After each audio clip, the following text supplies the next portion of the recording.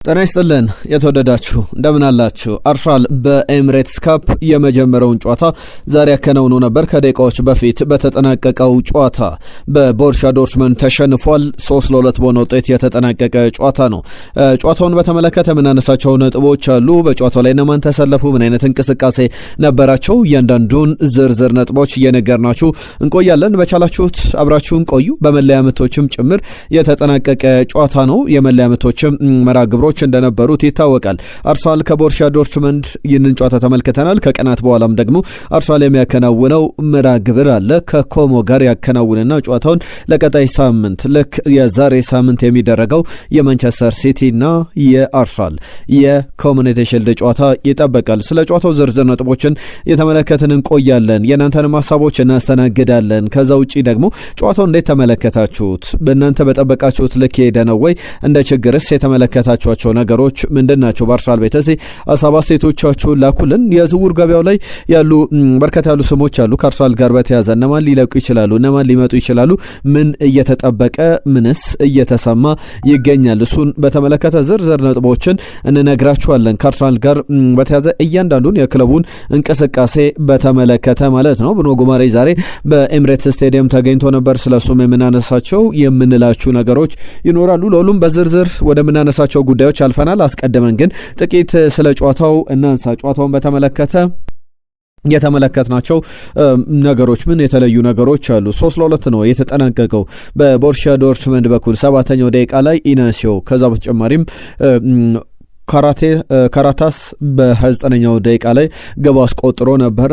ንዋኔሪ ኤታን ዋኔሪ 54ኛው ደቂቃ ላይ ግብ አስቆጠረና አርሰናል 2-1 እየተመራ ነበር። ከዛ በኋላ ደግሞ ጋዶ 58ኛው ደቂቃ ላይ አስቆጠረ። 3-1 በሆኑበት ሰዓት ላይ ቪክተር ዮኬሬሽ በመለያ ምት ክሪስቶስ ዞሊስ ላይ በተሰራው ጥፋት ምክንያት የተገኘውን የመለያ ምት ፍጹም ቅጣት ምቱ ማስቆጠር ችሏል። በመለያ ምት ጨዋታውም ሲጠናቀቅ ንዋኔሪ፣ ገብርኤል ማርሴሊ፣ ፒየራይን ካፒ፣ ፋቪዮ ቬራ ና ጋብሪኤል ጀሱስ ሁሉንም የአርሰናልን የመለያ ምቶች አስቆጥሯል። በዶርትመንድ በኩል ደግሞ አንድ ማቲያስ አልበርት አንድ መለያ ምት ስቷል። ሌሎቹ በሙሉ የተቆጠሩ ነበሩ። 5-4 በሆነ ውጤት አርሰናል አሸንፏል፣ በመለያ ምት ማለት ነው።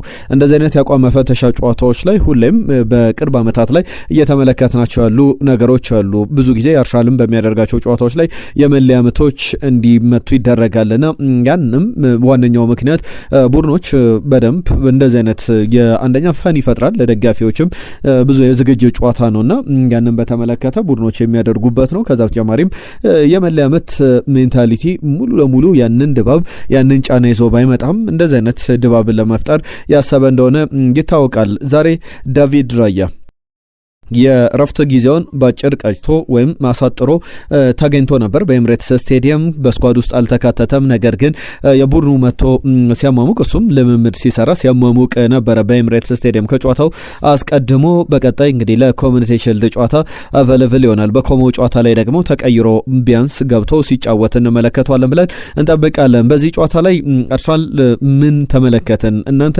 ሀሳባችሁን እስቲ እያነሳችሁልን ቆዩ። ክሪስቶስ ዞሊስ ጥሩ ማበርከት እንደሚችል በተለይ ደግሞ በደንብ መጫወት ከቡድኑ ጋር መዋር ጠንካራ አርሰናል ቡድን በሚጫወትበት ጊዜ ደግሞ የተሻለ ማበርከት እንደሚችል እንቅስቃሴዎቹ ጥሩ ናቸው። ኳስ ብዙ የሚያባክን አይነት ተጫዋች እንዳልሆነ ተመልክተናል። ለሚካኤዶንስ ላይ በነበረው የዝግ ስቴዲየም ጨዋታ ላይ አሲስት አድርጓል። ዢሮናን በገጠሙበት ጨዋታ ላይ ግብ አስቆጥሯል። ሪያል ቤቲስ ላይ አሲስት አድርጓል። ከዛ ውጪ በዛሬው ጨዋታ ላይ አሲስት አድርጓል። ፍጹም ቅጣት ምትም አስገኝቷልና ጥሩ የሚንቀሳቀስ ተጫዋች እንደሆነ ተመልክተናል። ክሪስቶስ ዞሊስ ጥሩ ነው፣ ኮንትሪቢዩት ማድረግ እንደሚችል ተመልክተናል። ማርሎን ሶሎሞን በጣም እየተሻሻለ እንዳለ የወጣቱ ተከላካይ የተመለከትንበት ነው። ከዛ በተጨማሪም በማጥቃት እንቅስቃሴ ላይ ሚኬል አርቴታ አሁንም በዚህ መንገድ የውድድር ዓመቱን መቀጠል ይችላሉ። በጣም የሚያጠያይቅ ነው። በአፕግሬዶች ያስፈልጋሉ። በማጥቃት ወይ ሲስተሙ መቀየር አለበት ወይም ደግሞ በደንብ ብቁ የሚባሉ ተጫዋቾች መምጣት አለባቸው። የዊሊያም ሳሊባን አብሰንስም የዊሊያም ሳሊባን አለመኖርም በደንብ የተመለከትንበት ጨዋታ ነበር ነው። ዊሊያም ሳሊባም በደንብ መኖር አለበት። እሱን በተመለከተ ብዙ ጊዜ በቅርብ ጊዜያት ላይ ብዙዎቻችሁ ምናልባት ጨዋታውን በደንብ ልትረዱት ትችሉ ይሆናል። ከጋብሪኤል ማጋሌሽና ከዊሊያም ሳሊባ ማን ነው ቡድኑን በደንብ የሚጎዳው በማይኖርበት ሰዓት ላይ ሲባል ብዙዎች ጋብሪኤል ማጋሌሽን ብለው ያነሳሉ። እንደኔ ግን ዊሊያም ሳሊባ በማይኖርባቸው ጊዜያት ላይ በተለይ ደግሞ ከኳስ ውጪ አርሰናል በጣም ኤሊት የሚባል ቡድን ኦፍ ቦል እንቅስቃሴያቸው ጋብሪኤልም በዛ ደረጃ በጣም ጥሩ የሚባለው ራይስ፣ ጋብሪኤል፣ ሳሊባ በጣም የሚገርሙ አይነት ተጫዋቾች ናቸው። ነገር ግን ዊሊያም ሳሊባ ለመኖር በኳሊቲ ደረጃ በአርሰናል ቤት በተለይ ፕሮግረስ ለማድረግ ኳሱን ይዞ ለመውጣት በጣም አርሰናል ይቸገራል። ከዛ በተጨማሪ አዌርነሱ ኤሪያል አዌርነሱ በጣም የሚገርም ተጫዋች ነውና የእሱ አለመኖር በጣም ሊጎዳ ይችላልና አርሰናል ምናልባት በውድድር ዓመቱ እሱ እስኪመለስ ድረስ ቶሎ ዴክላን ራይስን መልሶ ማግኘት ይኖርበታል። ጋብሪኤል ማጋሌሽ ገና ነው ወደ ማች ፊትነሱ በደንብ እንዳልመጣ ያስታውቃል። እሱም ሙሉ ለሙሉ ዝግጁ መሆን ያለበት ይመስላል። ከዛ ውጪ ደግሞ የብሩኖ ጉማሬጅና የራይስ ጥምረት የግድ አማካኝ ስፍራ ላይ ከዛ በተጨማሪ ዳቪድ ራያም ግብ ጠባቂ ቦታ ላይ ቶሎ ወደ ቦታው ወደ ስራው መምጣት ያለበት ይመስላል። በጣም እሱ ሲኖር ሶሊድ ይመስላል። ተከላካይ ክፍሉ ኦርጋናይዝድ ይመስላል።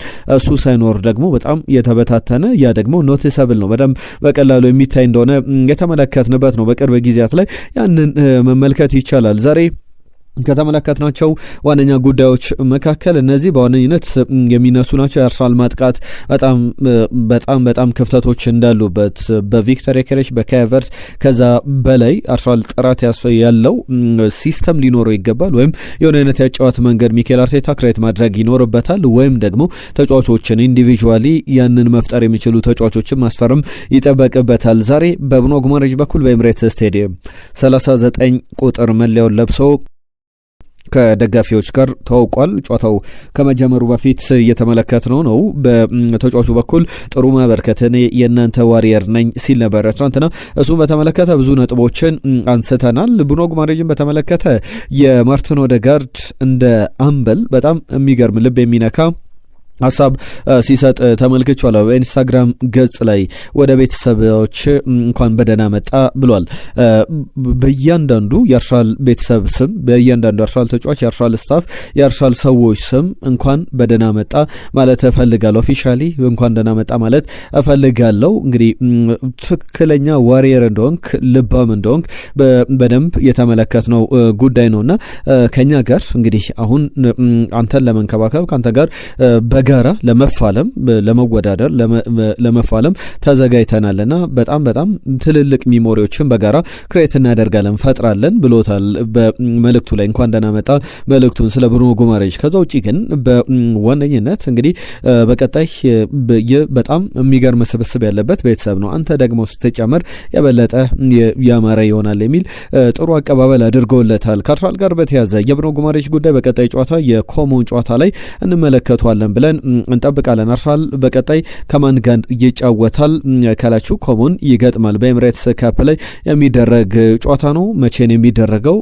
ከቀናት በኋላ አርሰናል ከኮሞ በኤምሬትስ ስቴዲየም ዳግም ከኮሚኒቲ ሺልድ ጨዋታ አስቀድሞ የሚጠበቅ መርሃ ግብር ነው። ኮሞን ይገጥማል። የዶርትመንድና የኮሞ አስቀድሞ በኤምሬትስ ስቴዲየም መጫወታቸው እርግጥ እንደነበረ ይታወቃል። ረቡዕ ምሽት 3:30 ሲል የሚደረግ ጨዋታ ነው አርሰናል ከኮሞ።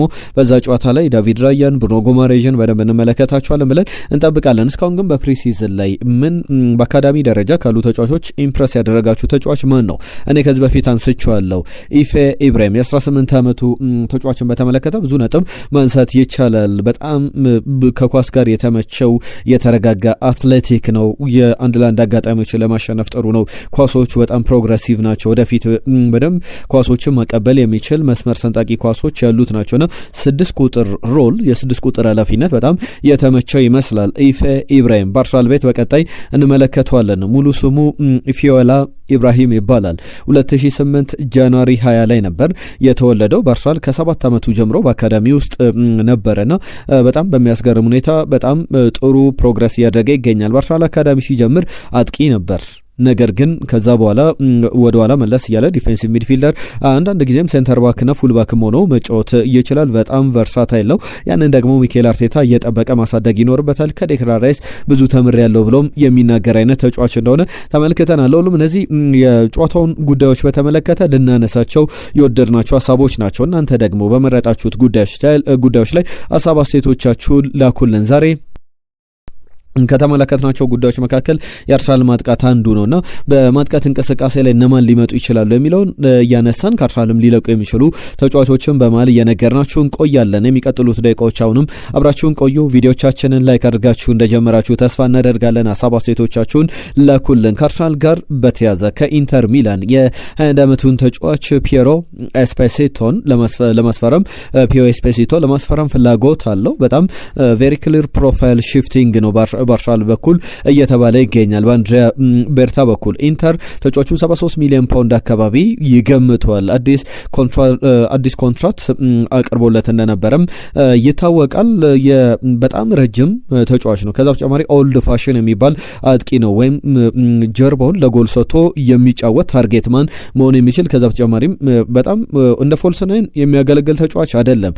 በፎልስ ናይን ደረጃ የሚጠበቅ ሳይሆን ጀርባውን ለጎል ሰጥቶ ሌሎቹን ተጫዋቾች በዋንቱ እያጫወተ መግባት የሚችል ግብ አስቆጣሪ፣ በጣም ሹተር፣ ፊዚካሊ ዶሚኔት ማድረግ የሚችል ከዛ በተጨማሪም በጣም ስትሮንግ ዶሚነንት ነው አየር ላይ ኳሶችንም በተመለከተና አውት ኦፍ ፖዚሽን ደግሞ በጣም ጠንካራ ሰራተኛ እንደሆነ ይነገርለታል። ይህንን ተጫዋች አርሰናል ሊያመጣው እንደሚችል እየተዘገበ ይገኛል። ኢንተር ሚላን ግን ተጫዋቹ አይነካም አይሸጥም እያለ ይገኛል። ዛሬ ጋብሪኤል ማርሴሊ ጥቂት ደቂቃዎችን ተቀይሮ ገብቶ ተጫውቶ ተመልክተናል። ከተጫዋቹ ጋር በተያዘ የሚነሱ ተጨማሪ ነጥቦች አሉ። የጋላታ ሳራይን ስም ባለፉት ቀናት ስንሰማ ነበር። ፉትቦል ለንደን ከደቂቃዎች በፊት ይዞት የወጣው ዘገባ እንደሚያሳየው ከሆነ በጋላታ ሳራይ በኩል አፕሮች ተደርጓል አርሰናል የሚሉ ሀሳቦች አሉ። በእርግጥ አንዳንድ ዘገባዎች ላይ ለተጫዋቹ በ45 ሚሊዮን ዩሮ አካባቢ እንዳቀረበ ጋላታ ሳራይ የሰማናቸው መረጃዎች አሉ። 44 ሚሊዮን ዩሮ ተጫዋቹ 2 ዓመት ቀሪ ኮንትራት አለው በአርሰናል የሚያቆየው። ነገር ግን አርሰናል ተጫዋቹን በ44 ሚሊዮን ዩሮ መሸጥስ ይገባዋል። ከዛ በተጨማሪም አሁን በዚህ ኤክስፔክት እየተደረገ ያለው በዚህ የዝውውር መስኮት ላይ ጋብሪኤል ማርሴሊ አሁንም ቢሆን ያርሰናል ሌላ ተጫዋች በግራ መስመር አጥቂ ቦታ ላይ ትክክለኛ ሁነኛ ተጫዋች እስካላመጣ ድረስ የሚለቅ አይመስለኝም። በግዛ ቦታ ላይ ግን ተጫዋች ካመጣ ጋብሪኤል ማርሴሊ የመልቀቁ ነገር እርግጥ ይሆናል። ቢያንስ ግን አርሰናል እስከ 55 ሚሊዮን ዩሮ አካባቢ ለተጫዋቹ ሊጠይቅ ይችላል። ነገር ግን የዝውውር መስኮቱ እስኪጠናቀቅ ሊገፋ የሚችል ዝውውር ነው እየተባለ በብዙ መንገድ ነው ያለ ጉዳይ ነው። ክርስቶስ ዞሊስ መጥቷል። ባለፉት ጨዋታዎች ላይ ሁሉም ላይ የግብ ተሳትፎዎች ነበሩት። የሚካሄደውን ስለ ዢሮና ላይ፣ ሪያል ቤቲስ ላይ፣ ዛሬ ደግሞ ዶርትመንድ ላይ፣ በቀጣይ ኮሞ ላይ ደግሞ እንመለከተዋለን። እንደዚህ አይነት ነገሮች በዋነኝነት የተጫዋቹን ኮንፊደንስ የተጫዋቹን አቅምም በማሳደግ ደረጃ ብዙ ሊጨምሩ የሚችሉት ነገሮች እንዳሉ ይጠበቃል። ከማንቸስተር ዩናይትድ እና ከአርሰናል ጋር በተያዘ በሌስተር ሲቲው ወጣቱ ሉዊስ ፔጅ ላይ በጣም አይናቸውን ጥሏል። የተጫዋችን ለማስፈረም ማንቸስተር ዩናይትድ በጣም በጥብቅ እየተፎካከረ ይገኛል ከአርሰናል ጋር። የቲኔጀር አማካኝ ስፍራ ተጫዋች ላይ በደንብ በቀጣይ ጊዜያት ላይ ብዙ ነገር ማበርከት ይችላል ተብሎ የተነገረለት ነው ሉዊስ ፔጅ። አርሰናል እንግዲህ አስቶን ቪላ፣ ማንቸስተር ዩናይትድ ይፈልጉታል። 18 ዓመቱ ላይ ይገኛል። በእንግሊዝ ከ20 ዓመት በታች ኢንተርናሽናል ደረጃ ይጫወታል። ከዛ በተጨማሪም ሲኒየር 20 ጨዋታዎችን ለሌስተር ሲቲ ያከናወነ ተጫዋች ነው። እንደ ሳሚ ማክበል ዘገባ አርሰናል እንዲሁም ደግሞ የማንቸስተር ዩናይትድ ፍላጎት ከሌሎችም ክለቦች ጠንከር ብሎ ስለመሰማቱ ተመልክተናል።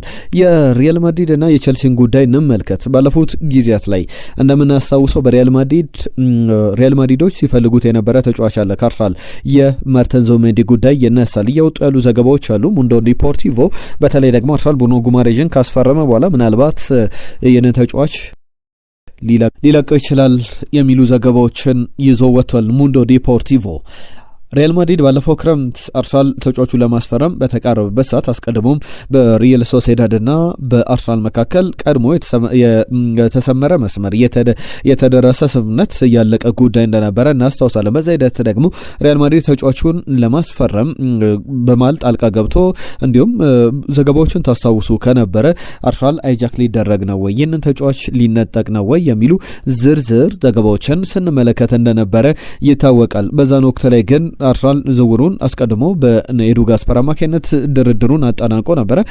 የአንድ ቤርታ ሚና በዚህ ዝውውር ላይ ያን ያክል ነበረ ማለት አይቻልም። ዝውውሩ ተጠናቀቀ፣ ወደ አርሰናል መጣ። ባለፈው ዓመት በአርሰናል ቤት ሲፈርም በሪያል ማድሪድ ቤት ደግሞ ተጫዋቹን አይጃክ ለማድረግ ከአርሰናል ለመንጠቅ ሲሞክር የነበረው አሰልጣኝ ቻቪ አሎንሶ አሁን በቸልሲ ይገኛል። ዘንድሮ ሪያል ማድሪድ በተለይ ደግሞ ሮድሪን ነበር ሲፈልግ የነበረው። ሮድሪ አሁን ሚዛኑን እንደዚህ ስንመለከተው ያደላው ወዴት ነው ካላችሁ ወደ ባርሰሎና የመሄድ እድሉ እየሰፋ መጥቷል። ወደ ባርሰሎና መሄድ እፈልጋለሁ ልቀቁኝም እያለ ይገኛል። ባርሰሎናም በጥብቅ እየፈለገ ያለ ተጫዋች ነው። ለአንዚ ፍሊክ አጫወት ለባርሰሎና ሲስተም በደንብ የሚሆን ተጫዋች ነው።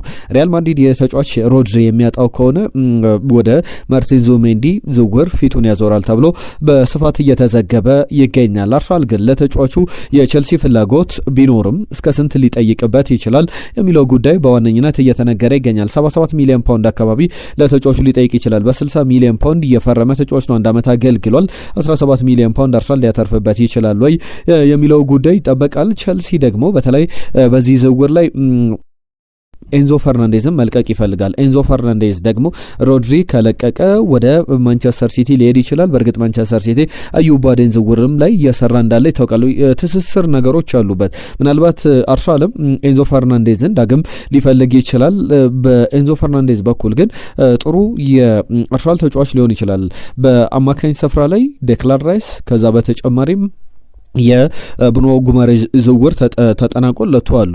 አሁን 10 ቁጥር ቦታ ላይ ማን ይጫወታል የሚለው ነው። ኤንዞ ፈርናንዴዝ የሚመጣ ከሆነ የግድ ለቦታው መፎካከር ሊኖርበት ይችላል። ከዴክላን ራይስ ጋር፣ ከብሩኖ ጉማሬዥ ጋር፣ ከነ ማርቲን ኦዴጋርድ እና ኤበረቼዜ ጋር ፉክክሩ በደንብ እየሰፋ ነው የሚሆነው እና በዚህ ሂደት ደግሞ ተጫዋቹ ወደ አርሰናል ያንን እያየ ይመጣል ወይ ዝውውሩን ለማጠናቀቅ ፍላጎት ያሳያሉ የሚለው በጣም አጠያቂ ሊሆን ይችላል። ነገር ግን በቀጣይ እንመለከቷል። የቼልሲ ጉዳይ ግን አሁንም በብዙ መንገድ እየተዘገበ ያለ ጉዳይ ነው። ከዚህ አትሌቲክ ጋር በተያዘ ዛሬ አንድ ጉዳይ ሲያወጣ ነበረ። ምናልባት በዝውውር ሂደቶች ላይ በጣም ኮንትሮቨርሻል የተባለ በጣም አነጋጋሪ በጣም አጨቃጫቂ የሚባል ዝውውሮች አሉ። ብዙ መጥቀስ ይቻላል። ዘሞስት ኮንትሮቨርሻል ትራንስፈር ከሚባሉት መካከል ደግሞ አንደኛው የ23 ቁጥር መለያውን ይዘው ይሁዳ እያሉ ሲሉት የቶትናም ደጋፊዎች ከአርሰናል ጋር ወደ ቶትናም ሜዳ ሲመጣ እናስታውሷለን። ሶል ካምቤል 2000 ላይ የተጠናቀቀው 2001 ላይ ኖቬምበር ላይ ከቶትናም ጋር ሲጫወት የተመለከትነው ጉዳይ ነበረ።